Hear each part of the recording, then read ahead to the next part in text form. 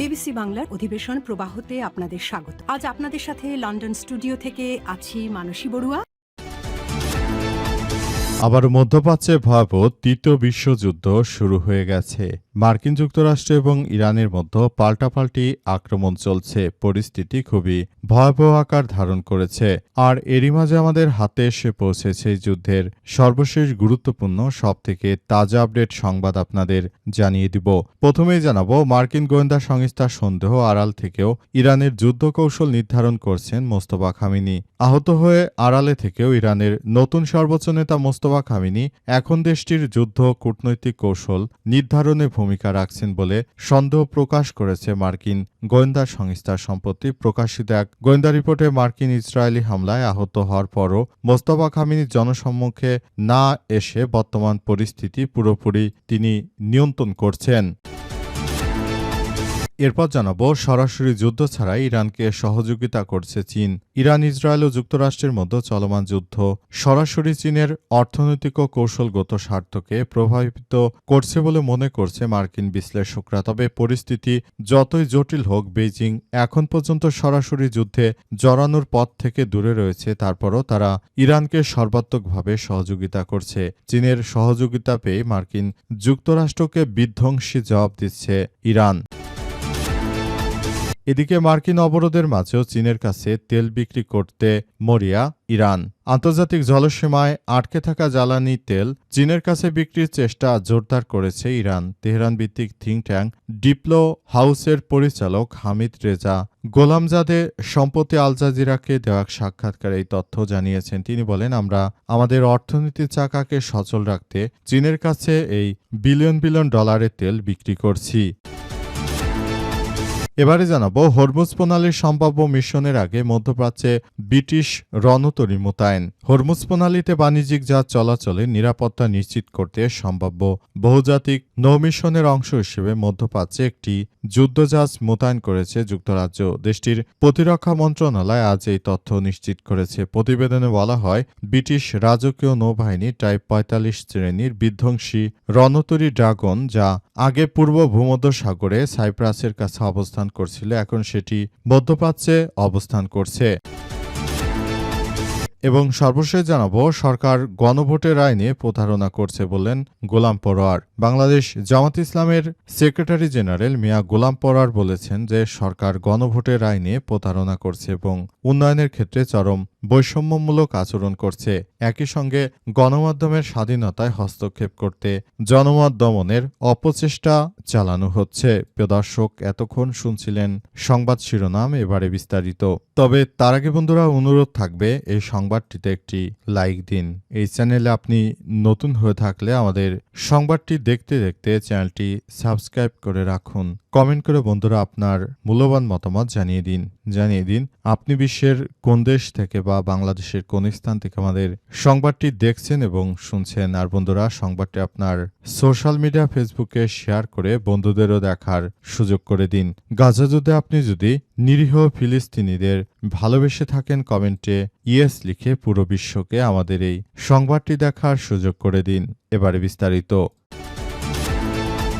মার্কিন গোয়েন্দা সংস্থার প্রতিবেদন আড়াল থেকেও ইরানের যুদ্ধ কৌশল নির্ধারণ করছেন মোস্তফা খামেনি। আহত হয়েও আড়ালে থেকেও ইরানের সর্বোচ্চ ধর্মীয় নেতা মোস্তফা খামেনি এখনও দেশটির যুদ্ধ কূটনৈতিক কৌশল নির্ধারণ করছেন। তিনি এমনভাবে রাষ্ট্র পরিচালনা করছেন যে কোনোভাবেই তার হাত থেকে জায়নবাদীরা রেহাই পাচ্ছে না। মোস্তফা খামেনি একজন সুচতুর বুদ্ধিমান ব্যক্তিত্ব সম্পন্ন। তিনি এমনভাবে কার্যক্রম চালিয়ে যাচ্ছেন যে মনে হচ্ছে তিনি তার রাষ্ট্রের জন্য সবথেকে নিবেদিত প্রাণ। তিনি এমনভাবে রাষ্ট্র পরিচালনা করছেন, মনে হচ্ছে যে তিনি একজন স্বয়ংসম্পূর্ণ এবং এমন ব্যক্তিত্ব সম্পন্ন মানুষ যার জন্য এতদিন ইরানের রাজসিংহাসন অপেক্ষা করেছিল। তার কারণে ইরান এখন সর্বোচ্চ জায়গায় আসীন হয়েছে। ইরানের ইসলামী বিপ্লবী গার্ড বাহিনীর সদস্যরা মোস্তফা খামেনির হাত ধরে ভবিষ্যতের দিকে এগিয়ে যাচ্ছে। মোস্তফা খামেনি তিনি নিজের দেশের জন্য সবকিছু উৎসর্গ করে দেবেন এবং তিনি রাষ্ট্রের কাছে তার দেশটাকে তিনি এমনভাবে রিপ্রেজেন্ট করছেন যে সবাই হতচকিত হয়ে গেছে। সবাই যার যার জায়গা থেকে বলাবলি করছে যে কি এমন জাদু জানেন মোস্তফা খামিনি, একজন ভাঙাচোরা রাষ্ট্র থেকে ইরানকে কিভাবে সাজিয়ে গুছিয়ে একটি সুন্দর পরিবেশের মধ্য দিয়ে তিনি নিয়ে যাচ্ছেন। তার মতো একজন নেতৃত্বের অপেক্ষায় এতদিন ছিল ইরান। ইরান এখন তার নেতৃত্ব পেয়ে পুরোপুরি ইরান এখন আবারও আগের মতো অবস্থান করছে এবং ইরান জানিয়েছে যে মোস্তফা খামিনির মতো নেতৃত্বকে পেয়ে ইরানের জনগণও খুশি, ইরানের ইসলামী বিপ্লবী গার্ড বাহিনীও খুশি। আড়াল থেকে কলকাঠি নাড়ছেন মোস্তফা খামিনি। তিনি ইরানের সার্বভৌমত্ব রক্ষা সহ ইরানের শাসনভার পরিচালনা সবকিছু তার হাত ধরেই পরিচালিত হচ্ছে। মুসলিম বিশ্বের অনন্য নেতৃত্ব আমাদের গর্বের। মোস্তফা খামিনির কারণে মুসলিম বিশ্ব আজও মাথাচাড়া দিয়ে এখনও জাগ্রত হয়ে আছে। সরাসরি যুদ্ধ ছাড়াই ইরানকে সহযোগিতা করছে ইরান। এবার সরাসরি কোনো প্রকার যুদ্ধ ছাড়াই ইরানকে সর্বাত্মকভাবে সহযোগিতা করছে চীন বলে জানা গেছে। মার্কিন যুক্তরাষ্ট্র দখলদার ইসরায়েলি বাহিনীকে ধসিয়ে দেওয়ার জন্য যে কোনো পরিস্থিতি মোকাবেলা করার জন্য ইরানের সর্বোচ্চ ধর্মীয় নেতাকে সর্বাত্মকভাবে সহযোগিতা করছে চীন যুদ্ধের সময়। এর আগে ভারত পাকিস্তান যুদ্ধের সময়ও চীন সরাসরি পাকিস্তানকে সহযোগিতা করেছিল। এবার যুদ্ধ বাতলে এই যুদ্ধেও পাকিস্তান ইরানকে সর্বাত্মকভাবে সহযোগিতা করছে। আর চীনের বিভিন্ন গণমাধ্যম থেকে বিষয়টি নিশ্চিত হওয়া গেছে, তারা ভারত এর বিরুদ্ধে যুদ্ধে পাকিস্তানকে সহযোগিতা করে ভারতকে হারিয়ে দিয়েছিল। নতুন করে মার্কিন যুক্তরাষ্ট্র দখলদার ইসরায়েলি বাহিনীর বিরুদ্ধে ইরানকে সর্বাত্মকভাবে সহযোগিতা করার মধ্য দিয়ে তারা এবার এই যুদ্ধে সরাসরি তারা ইরানকে জিতিয়ে দিল।